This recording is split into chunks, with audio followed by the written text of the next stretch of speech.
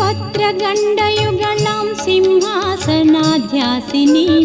लोकानुग्रहकारिणीं गुणवतीं लोलेक्षणां शङ्करीं पाकारिप्रमुखामरार्चितपदां मध्ये भकुम्भस्तनीं श्रीशैलभ्रमराम्बिकां भजमन श्रीशारदा सेवितां श्रीशैलभ्रमराम्बिकां भजमन श्रीशारदा सेविताम्।